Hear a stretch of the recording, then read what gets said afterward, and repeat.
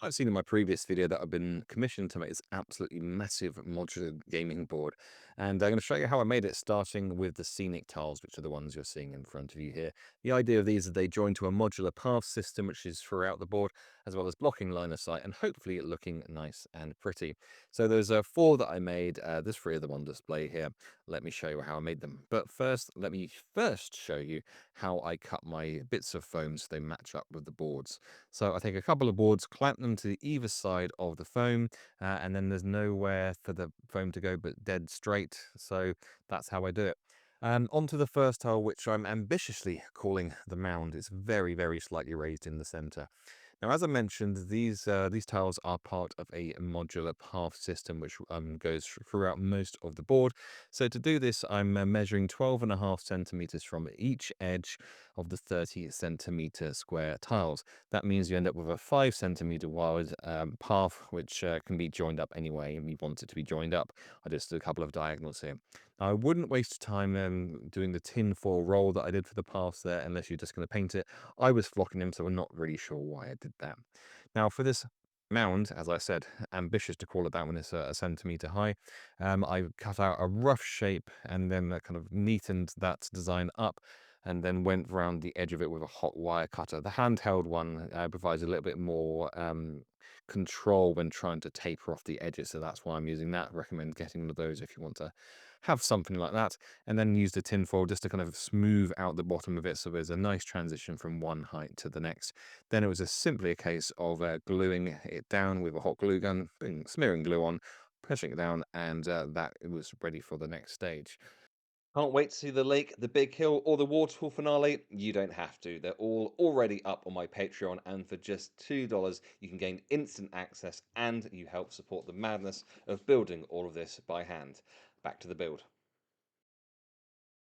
Now, the next tile then we went for was tile 2, which I'm calling the split because it's kind of got a bit of a T-junction, so marking out the same edge things, and then adding a little bit of path that perhaps could have been overgrown. You see I did the tinfoil roll on this one as well, honestly not necessary.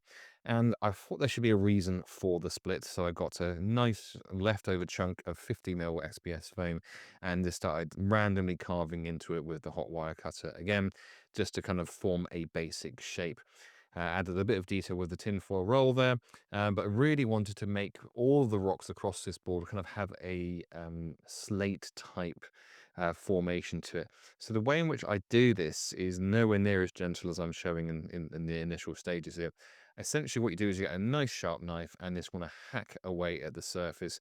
All of the vertical surfaces, you want to create horizontal lines or near horizontal lines, but really not overthinking where they're going, how deep they're going, just being as um, thoughtless about it as possible whilst keeping your fingers intact. And that ends up with this kind of quite nice edge here, which if you then take something else like a pencil or a blunt ruler or a blunt knife, you can sort of randomly start hacking at it a bit more and random chunks come out, giving you a really nice rock formation type thing, which looks fantastic once it's painted. And then I just glued that one on. Tile 3 I'm calling the Rockies, which is a terrible name, but I couldn't think of anything else. Now we're having a straight path going across this, but it's going to be going around a tiny bit of rock in the center. The main feature of it is going to be the edge pieces. So I've got a couple of chunks of 20 mm foam, put them on top of each other and carved out a shape with a knife and a ruler and all sorts until I had something which I thought looked pretty awesome, and then glued that together. I'm not going to show you the hacking bit again because you've already seen that. Might go into more detail on that in the hill tiles later on. Now, let me tell you about goodenoughscenery.com. If you want your own modular wargaming board like this, or like anything for that matter, then head to goodenoughscenery.com, fill in the contact form, let me know what your dream board looks like, and I'll see if I can make it for you. Back to the task at hand, tile 4, which I'm calling the Outcrop, which is a much better name. So this is a double-sized tile, and you can kind of see the parts there. You've got one kind of going diagonally, and there's a kind of a T-junction, which is like a little bit concealed by the light. Now, I'm doing a very, very similar thing here as I did with the mound tile. So just getting a little something to lift some rocks up. And I'm not going for a kind of taper transition, that's why I'm using the knife rather than the hot wire cutter. And then getting some random chunks of foam out of my offcuts bag and just hacking the living hell out of them in this exactly the same style. This kind of rock cutting I've done across the whole of the entire board, so there's a nice consistency. You end up with a really random looking rock like that, which looks fantastic once painted.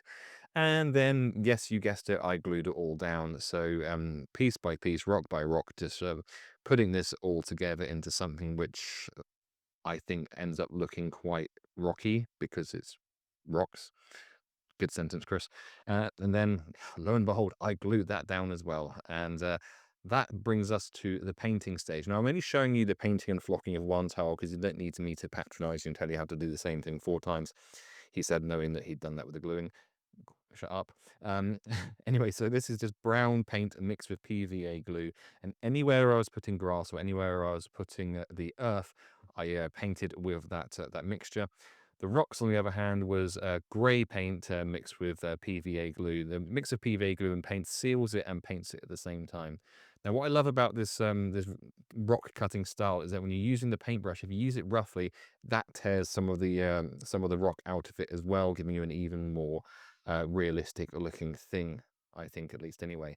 The next stage is very similar to the last one, a lighter grey this time, actually painting some of it, but also on the other surfaces, kind of going at an angle kind of perpendicular, so you're only hitting the top edges, a bit like you might do in a dry brush, but you know, it's not dry brushing because the paint is quite wet, and you're not trying to get loads of excess off the brush, you're just trying to get a bit of excess off, and then doing the same thing with white paint afterwards, but I didn't film that because I forgot, I think.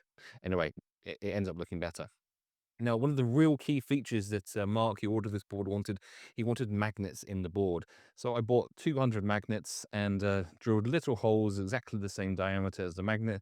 I put a bit of glue in, pushed the magnet in, and put a little bit more glue on top, smeared that so that it was nice and flat, and then sprinkled some flock on top of that so that we had a nice countersunk magnet, which is not quite hidden, but borderline hidden.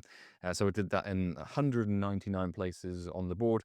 Where's the one remaining magnet? Well, that was stuck in a modular, like a bit of scatter terrain, little tree, and that was my test to make sure that each and every magnet was the same way up. So you can see the stack of magnets at the back there. I made sure that the top part of the magnet, in terms of going onto the board, was always facing me, and that's something I checked over and over and over again because I didn't want to get it wrong. But this is a great way of installing magnets into your board pretty quickly, pretty cheaply, and I wouldn't say it's quite invisible because you know, you can still see it if you look closely. But in general, and when you're playing, you're not particularly going to notice where any of the magnets are.